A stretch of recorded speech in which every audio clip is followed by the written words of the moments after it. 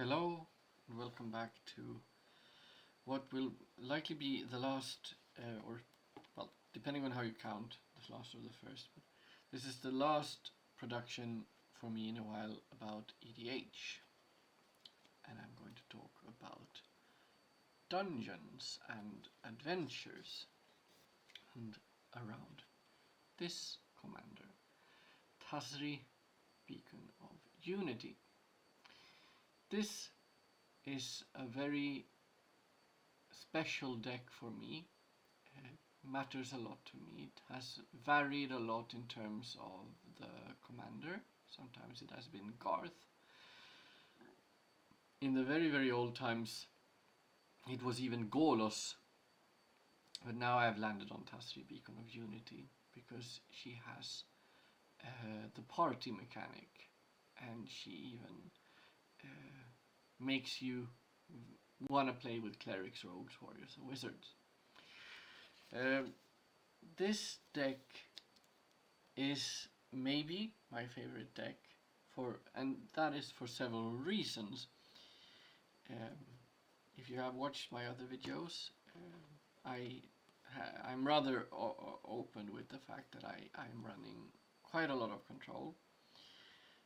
I do have some penchant for Planeswalkers too. Teferi Timebender is in this deck. He is a pre-con. It's not the best Teferi ever, but I really like him. He very often gets in to do the minus, just to get some life. I've opened this Teferi in a booster, so I feel that I am worthy of playing with him. He can be very nasty. Dakon can help very much with digging into your deck to find something, and I usually I find that this is me getting help from some seasoned adventurer to either defend myself, look for treasures, or maybe even find a treasure. Tamio, very good at digging again, possibly also finding things. Cool. Teferi, who slows the sunset, is mostly kind of used as a kind of resource healing. I hardly ever ult him. Thorin, Grim Nemesis, can definitely help with some wisdom, can also defend you. I never ever do the ult. Professor Onyx, you're starting to see a theme here that I can dig with it. I can defend myself with it. I never ever do the ult. I can even get heals from her. Teferi Timeless Voyager. I like that he is a Voyager. That makes it seem as if he's on an adventure. He can help with finding things, he can defend. So, Nahiri the Harbinger. Classical Planeswalker in my opinion. Good at looking for stuff, good at defensive stuff, might even find something, a bit like Dakon. Ugin is a kind of reward if you find him. I also opened him in a booster. I think the same day as I opened that blue Teferi thing. So, obviously it goes without saying that Ugin is very strong. He's the only card in the deck at 8 mana, and the whole mana curve is actually a perfect bell curve, with one card at 0, one card at 8. I think 2 cards at 1 and 2 cards at 7. 8 cards at 2, 8 cards at 6.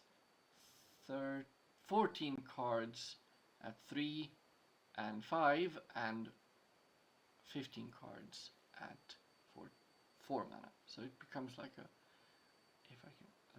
bell curve. So, anyway, finally, Jace, Unraveler of Secrets, because he can look for stuff, he can bounce something, and if you ever get to ult him, he can be very oppressive. For me, finding these planeswalkers is a bit like finding a friend in your adventures. When you do your adventures, it might be fun if you also find some places that are adventure-y. Just look at the flavor text of the Unknown Shores version of Ixalan. Just imagine what's waiting around the bend. Adventure, discovery, riches for the taking. This is why I sail. I find that this is a very soulful card, and since Lannery Storm shows up on that card, I find it only fitting. I usually have a lot of thoughts for this deck, so why not drop Captain Storm's name again on Opt. I have a slight pirate sub-theme because I find that it really fits with looking for treasure. And if you're looking for treasure, I think you should represent that somehow. For example, you can find some kind of mysterious treasure in the vessel of Nason Sea. It's a bit spooky in the art, but the function is really good.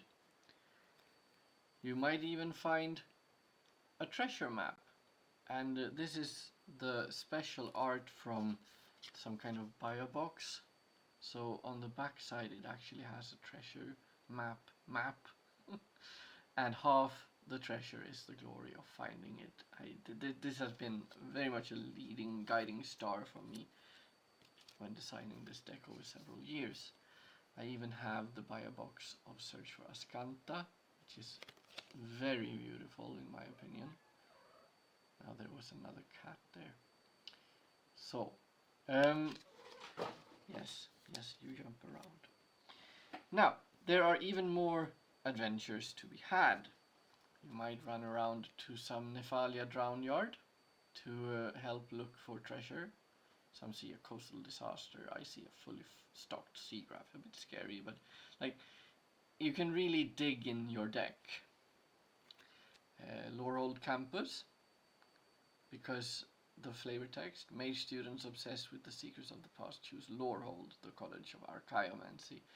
This is like really to represent that you're looking for something. Stomping Ground, roots, ruins, and room to fight, all the comforts of home. Like, I really get touched every time I see this art. It feels ruiny, but also adventure-y. Tranquil Cove doesn't even have a flavor text because it's so flavorful in the art. When I draw this and play this, I always relax and my blood pressure goes down. Dimir Aqueduct with certain special art, I think from Double Masters, I'm not sure. Such an evocative art, and it seems almost like some kind of party of adventurers moving down there. I love it.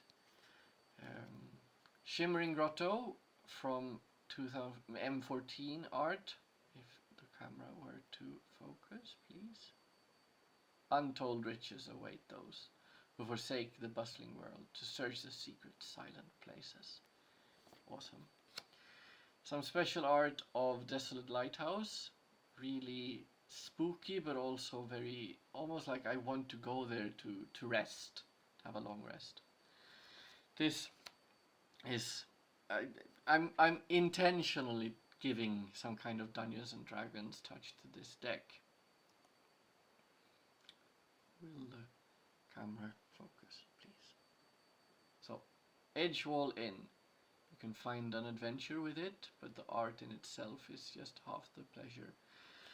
This is a 5-color deck, focused in white, blue, but with a balance of red, black, and green colors too. So you might notice that I need a lot of colors in my lands. You might also have spied in the beginning a certain Maze's End, because you need some way of winning. So you need 10 gates. Just your ordinary Baldur's Gate gates. Banner Gate, Citadel Gate, I don't really know them all that well, so I don't really bother all that much with these flavors. I just see them as gates and gates. And Gone Gate is rather useful though, since it sort of gives you a benefit. Will the camera focus? No, the camera. It makes the gates come in untapped and a bit better mana from it. Black Dragon Gate. Obviously can't do gates without Baldur's Gate in my opinion. Hello. Of course I know what eponymous means. It's a little horse. I like that this deck has a slight whimsical touch. Heapgate is surprisingly useful. If you were to flip the treasure map, this can actually build the treasures for it so that you can draw cards. It's a bit clunky, but it's useful. Golgari Guildgate. I didn't find any other gate to put in that was fitting to the colors that I needed for the mana to be balanced, but like it works. And there's also Gateway Plaza, which surprisingly is a gate. So, 10 gates. Now, we're not even half done. I also need to be defensive because this is a control deck, so I run a rather strong package of sweepers. Expel the Interlopers. Cleansing Nova. I love this art. End Hostilities has always been useful since a lot of people play with Lightning Greaves. Doomscar. Very nice. I usually in the past wanted to have more than one foretell, because else people can always foretell what you're foretelling. But no, nowadays I just use this. Hallowed Burial is a very strong removal in my opinion, because it goes beyond indestructible. Sunscour can be a surprise for many, but it's useful if you don't mind losing 2 cards. Terminus, the same as Hallowed Burial. Well, I gotta say I love Terminus. Austere Command. It's awesome. A lot of people abuse artifacts, so then they get punished. Time Wipe. You can recur a creature. Teferi flavor text. It's a bit scary art, but I mean he is one of the good guys. And you can't do control without Wrath of God. So, you have a sweeper package, but you also have some creatures that, since you have so many sweepers, the value of the creatures goes down unless you somehow make it count. And since we're using a party design, I have intentionally made almost all the creatures functional with party. Vaultbreaker, a rogue that comes in and ramages. Surprisingly useful. Swashbuckler Extraordinaire comes in and gives a treasure. Can possibly also give double strike, but I usually just focus on the treasure. And surprisingly also Rogue Warrior, which means that he can take one of 2. He doesn't take both, but one of 2. Since my commander is a warrior, usually this then would take the rogue thing. Samut, Vizier of Naktamun, also a double class, warrior cleric, surprisingly strong. First strike, vigilance, haste, and rewards you with drawing a card if you hit with something that just entered. For example, you can use it with Vaultbreaker also. I am very happy. Sentinel of the Nameless City is very evocative in its name. It's a warrior. It creates a map token. The map token in itself, I think, is just so beautiful. The design of it. When the new Ixalan dropped, I was so happy, particularly for this token. Just look at it. Oh my god, I love it. So I don't get to play him all that much, but when I do, I'm always happy. He also has a rather nice flavor text. "Halt, traveler! Whatever you seek, you will not find it here." But he ends up helping me anyway, so he's not angry with me. The maybe strongest card, some people might wonder why I say that, but Archaeomancer is unrivaled. Also the flavor text. Words of power never disappear. They sleep, awaiting those with the will to rouse them. And Zoltan Boros never disappoints in art. This card has won so many games for me. This is not a creature. No, that's true. But it's a party land. I just wanted to remind you that we're having a party. This for me is very foundational.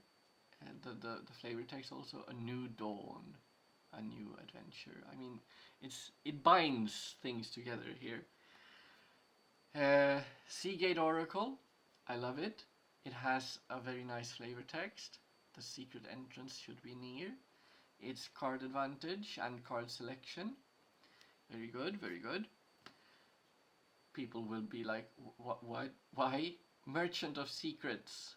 It's a wizard 1/1 for 3 that draws a card, but the flavor text. To scrape out a living Naveto. Wizards are reduced to selling rumors, lies, forgeries, or, if they get desperate enough, the truth. This card is deviously good. It comes in, it gives value immediately to replenish itself, and if it remains, you can go on adventures with it. Another favorite of mine, Priest of Ancient Lore. He has 4 lines of flavor text. We are a product of our ancestors, the apotheosis of countless noble generations. Speak their names with reverence, and they will guide your path. Look at the art. I love it. You would want to have him in your party, and he has a really good function too. The card and life gain. So, and another kind of vault breaker, Burning Tree Vandal, rogue with a riot, so it can have haste and it ravages. I always think that this is a kind of crazy murder hobo kind of person who just wants to go around and loot stuff. So there are like 10 creatures. There are some more. Like, for example, we can go there now to Barrowin of Clan Under, if the camera were to focus. It helps you get into the dungeon, and if you have completed a dungeon, it might also help resurrect a dead creature, and many of my creatures are rather cheap, so that should work. There is another creature which some people have just like, why? But I love it, and it's Merchant of the Veil. He has an instant adventure to go and haggle with him. Then he does it for real if you buy him, and he buys your old worn out junk, but he sells it at real value. And the art, I mean, just yes, so many details, so many things. The whole art in this card is an adventure in itself. This is why Magic is a unique game. So, even more still to come. I have 3 more cards that build on party. So, Coveted Prize, if you want to represent that you're actually finding something. A favorite of mine in Spoils of Adventure. It's a bit like Ancestral Recall and a healing salve at instant speed, and just people being friends. This makes me happy. Skyclave Plunder. I admittedly have hardly ever managed to pull this off with any great value, but I mean, theoretically you could. So, together with the commander, there are like 4 functions in the deck that has party. It's maybe not an awesome amount, but it's because I have so many different themes in the deck that I can't fit everything in. Some more dungeon cards. Thorough Investigation. Very, very useful for getting in a dungeon. Dungeon Descent, if you have a useless legendary just hanging around. And Delver's torch. Not all of us have dark vision, okay. So there are like 3 solid ways of getting into the dungeon. Possibly some more if you count Barrow-in. I do not play with initiative. I don't like initiative as a design because it is not optional. You are forced to do it. So there's no agency in that choice. Also, it sort of forces you into a specific dungeon most of the time, the Undercity, and I don't like the Undercity because I play no basic lands. So, now, there are more places to visit. Why not go and look for some fun at the Tin Street Market? Just look at the art. Look at how much is going on here. And flavored text by Lavinia. So you can look for treasures here. That's what the card does. You might find some spare supplies lying around somewhere during your adventure. I love that. This makes me very immersed in my adventure. I love that there is so much detail on this bag. There's a sword, there are seams, there are locks and bottles, and you're in the wilderness and there's a rope. This is just, yes please. Oh, surprise, a land. And it's Richard Port of all lands. Because it's very reminiscent. If you looked at my first video of Serra Sanctum, Richard Port is on 2nd place in terms of nostalgia. The art is to die for.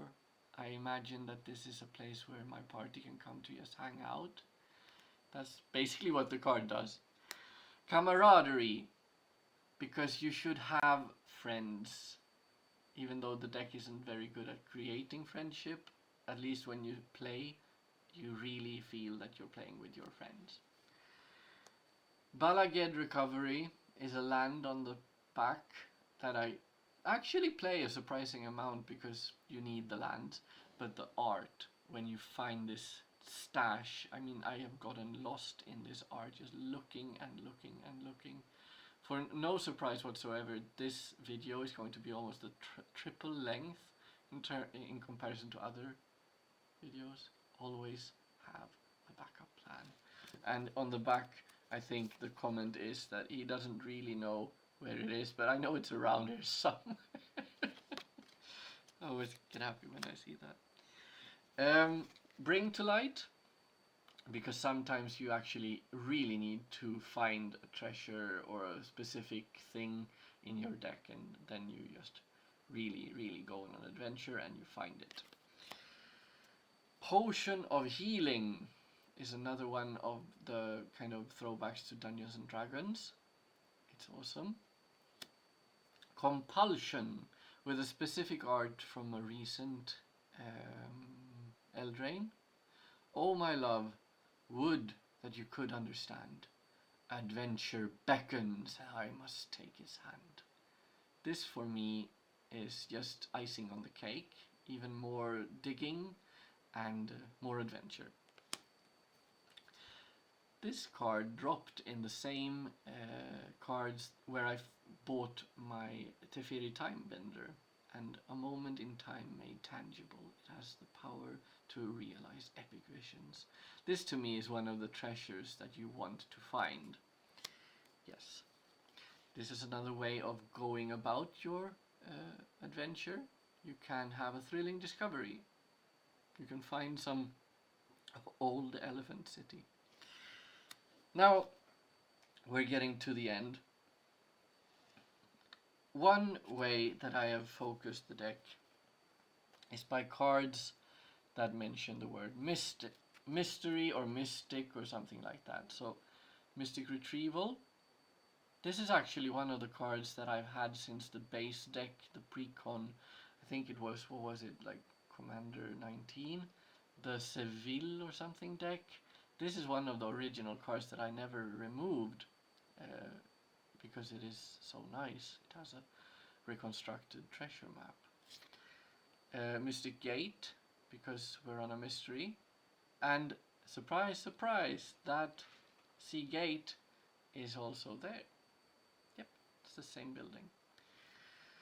Temple of Mystery, because it's nice to look in your deck with the scry function, and it's also nice because it's a mystery, and the art is very, very beautiful. Mystic Monastery, why not? And Mystic Confluence, very old, beautiful frame, I love it. So, why not top it off with the WinCon, Wielder of Mysteries, because this deck mostly wins by decking itself. So why not do it in a proper sense by finding out the secret? Or if you don't win with Mace's End, which I've only actually done once.